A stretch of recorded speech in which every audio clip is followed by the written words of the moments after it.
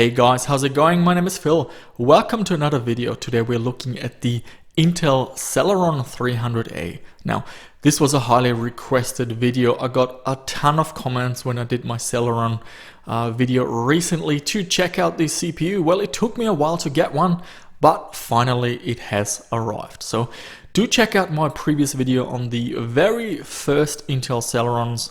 These are the 266 and the 300 from 1998. Now, we all know the Celeron brand. They're basically low-end processors aimed at budget PCs. Now, Celeron processors, they aren't necessarily bad, but there are a ton of models and you've got to do a bit of research to find out which exactly are the ones to go for. However, sometimes a real gem comes along and the Celeron 300A is such an example. When I reviewed the Celeron 266 and 300, I actually found gaming performance to be just fine, especially once you consider the extremely low price compared to the Pentium 2. However, back in the day, Intel wasn't happy with the reaction to the Celeron. Initially, it sold quite well because you're getting a processor from Intel, which was the market leader for a very low price, and the clock speeds also sounded decent, running at 266 and 300 MHz. But word quickly spread that the Celerons didn't have any cache and were a lot slower. So the Celeron brand got a negative image and sales slowed down quite dramatically.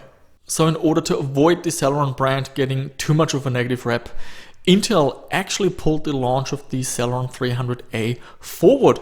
It was already in the works, however, it was meant to launch a little bit later. In the background, I'm just installing the Celeron 300A into a new aftermarket cooler, give it some fresh thermal paste just to prepare it for some overclocking. Let's have a closer look at that Celeron 300A. Here we got three processors side by side, the Pentium 2 450, the Celeron 300 and the 300A. And the main difference lies in the core, specifically the cache configuration. On the Pentium 2 450 we've got a whopping 512 kilobytes of cache. However, they run at half the clock speed, only 225 MHz. On the original Celeron, we have no cache at all, and that's why this CPU ended up being so slow. And on the Celeron 300A, Intel went with only 128 kilobytes of cache. However, it runs at the full clock speed. And that means once we overclock the Celeron 300A to 450 MHz, the cache will also run at 450 MHz. And that's what gives this processor so much speed. Overclocking this processor is pretty straightforward. Now the multiplier is locked, so the only way you can overclock is by changing the frontside bus. The stock frequency is 66 MHz and you can either do that through the BIOS on your motherboard or you have to have a look on the motherboard itself. It might have jumpers or dip switches. On mine, I just had to go into the BIOS and change the frontside bus from 66 to 100 MHz, and that's it. You're running at 450 MHz. Now, initially, I completed all the DOS benchmarks just fine, but in 3D Mark 2000, at the third benchmark run, I got a crash, and that has to do with stability. And basically, I needed to go into the BIOS and I increased the processor voltage by one step, and then it was rock solid and completed all the benchmarks.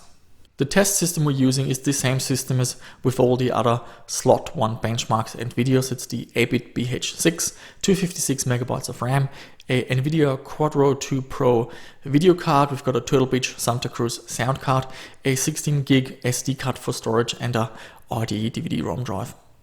Let's have a look at some benchmarks. We're starting off in DOS 3D Bench 1.0C and the Celeron 300A. It's the first two bars. The top one is overclocked 691. That is faster than the Pentium 2 and the Pentium 3 450. Same goes for Chris's 3D Bench. The overclocked Celeron takes the lead. In the PC Player benchmark, the Pentium 2 and Pentium 3 are a little bit ahead, but it's just a few frames per second. Same goes for Doom. The Celeron is just a little bit behind the Pentium 2 and the Pentium 3. We're getting the same outcome for Quake. Now at the higher 640 by 480 resolution, the overclocked Celeron is the fastest in PC Player benchmark, but also in Quake with 43 FPS compared to 42. Let's look at some Windows benchmarks. 3D Mark 2000, the overclocked Celeron takes the lead, which is impressive. Same goes for incoming, 92 FPS compared to 91 and 88 for the Pentium 3 and the Pentium 2.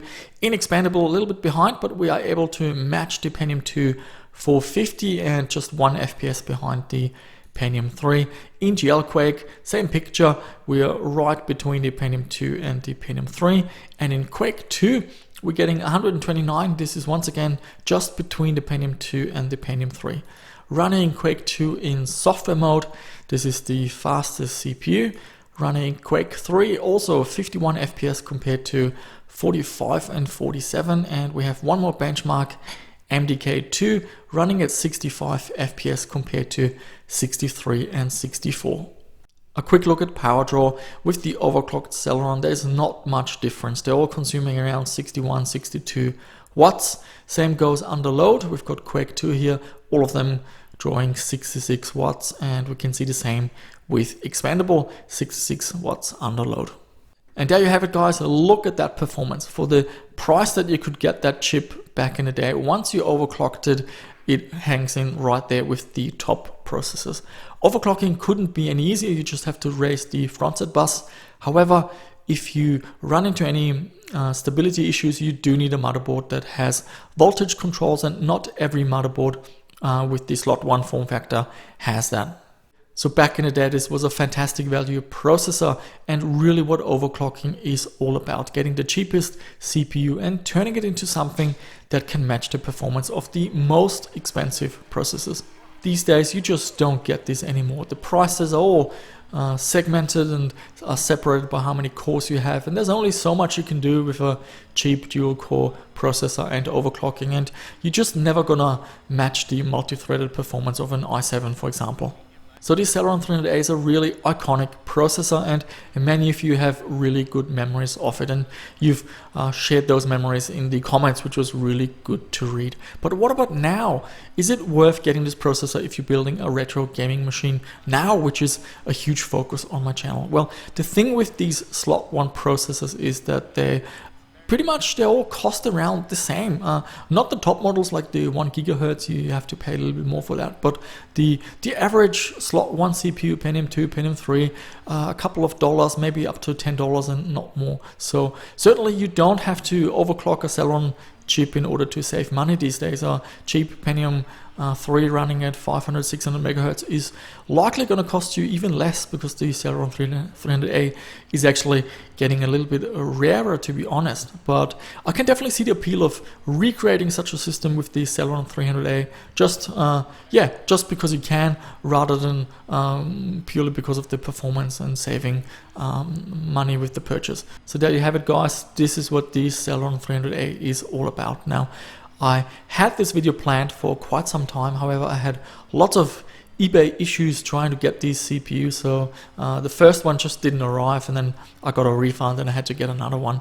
But at last it has arrived, and I'm glad I was able to benchmark the CPU, and that the overclocking really worked as smooth and easy as you guys told me in the comments. So yeah, let me know down below what you think of this CPU. Did you have a Celeron 300A, and what is your take on the current situation with overclocking budget processors? Is it even worth it getting a cheap Celeron these days and overclocking, or is it basically just something that's not even worth doing? So as always, leave me some comments down below, and I'll see you soon with another video.